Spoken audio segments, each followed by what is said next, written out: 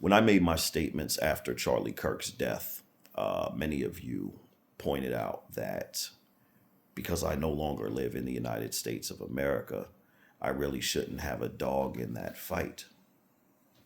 Fair enough. The social and political issues that affect the United States of America really don't have any effect on my daily life at this point, other than the fact that I have loved ones still in the United States. But my day to day life is not affected by ICE or anything like that. So I decided to stay quiet.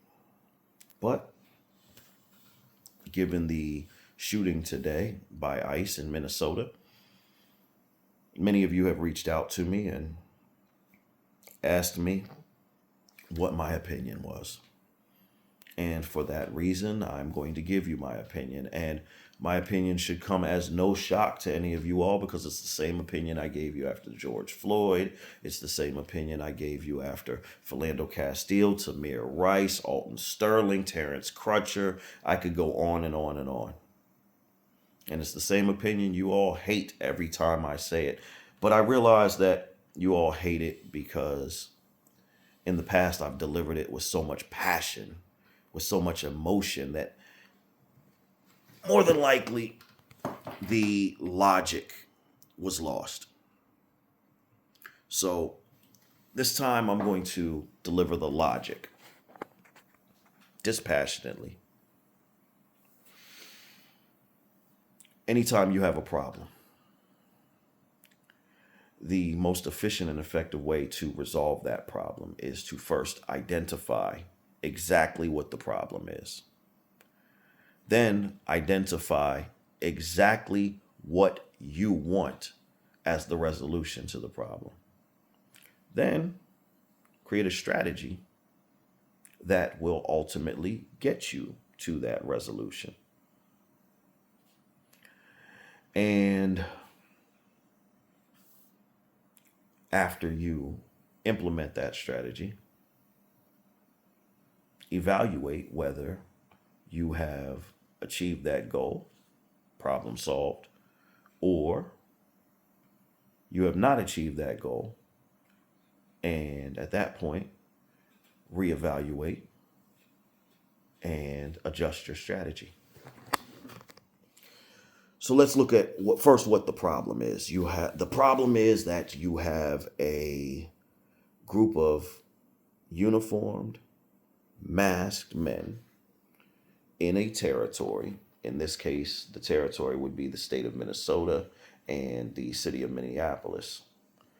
And these are armed, uniformed, masked men who are kidnapping your citizens, killing your citizens, and overall wreaking havoc in your territory.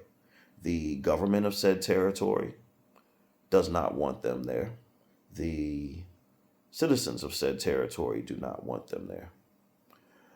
By all standards, what you have is an act of war and an invasion. The result that it seems that the people of Minnesota and the government of Minnesota want is for ICE, number one, to stop killing their citizens, number two, to stop kidnapping their citizens, and number three, to remove their forces from within that territory's borders. Now, thus far, the strategy has been peaceful protest. And the result thus far, as of today, another person was killed. As of today, ICE is still kidnapping citizens. As of today, ICE is still occupying this territory. So, if we evaluate it, I think that any reasonable person would say that the strategy has not achieved the goal. So, the definition of insanity, according to Albert Einstein, is to do the same thing over and over again and expect a different result. The strategy of peaceful protest has clearly failed. So now it's time to adjust that strategy. And I think that when adjusting strategy, you have to evaluate what strategies have worked in the past. Now, the United States itself has shoved down our throats the idea that peaceful protest is the way that citizens redress grievances with their government. And we have been given that example over and over again to the point where we feel that that is the right way to do things. However, my personal belief is that our government tells us that for the reason of being able to oppress us. Sun Tzu said that the easiest way to win a battle is to convince the other side not to fight back. And by telling us that the way to fight armed invaders is to peacefully protest, they have essentially convinced us not to fight back. Not us, because as you all pointed out, I don't live there anymore.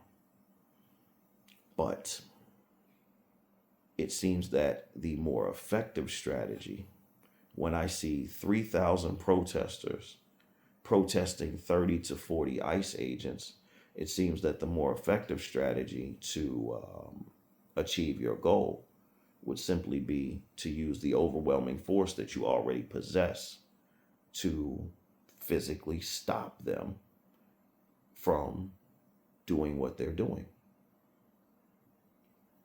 It seems that we have a Second Amendment in the United States of America that allows you to carry the same weapons and thus bring the same force, bring equal, if not overwhelming force to those that are invading your territory.